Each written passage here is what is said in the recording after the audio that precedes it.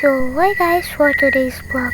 Kundi dito sa babaw guys, kaya namin katuan. And muna, ayaw man may gikan namin dito. And dakulit namin.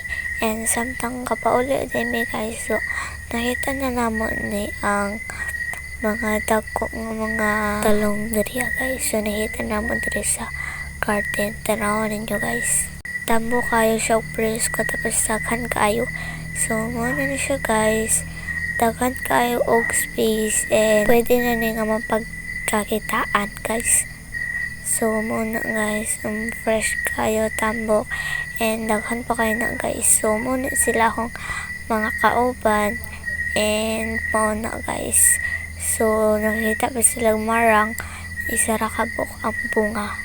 And muna nagpadayon namin dito and daghan po bayabas na amo nakitaan and hinog na. So muna guys, pato namin dito. Siyempre, magkinahinit sa itong gaygiano kay bisig mas light na dira mahulog ta ng kanal guys.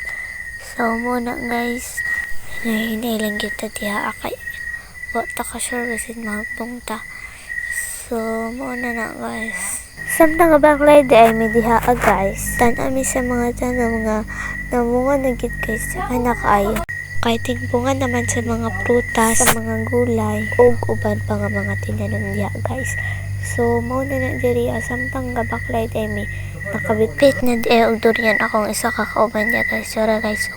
So hangtod na guys, mato na mi dito ka lolo. Kay kaning mga durian diri kay kalolo maning tinanom.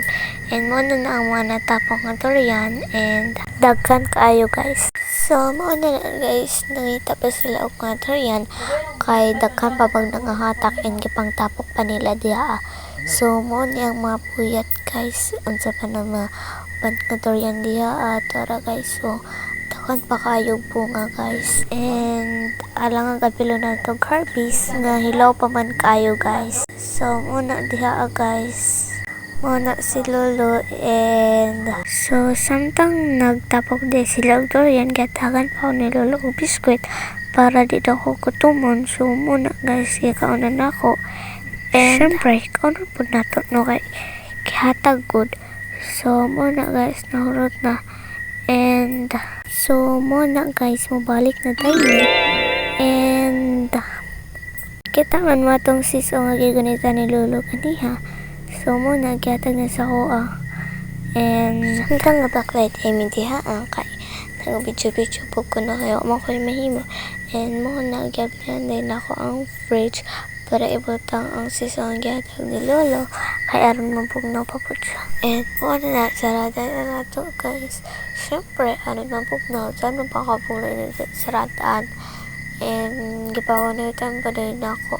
Ay, medyo maunitan niya sa ako ang cellphone kaya inom pa siya og tubig and after yatag na ko niya and muna na guys, bye bye.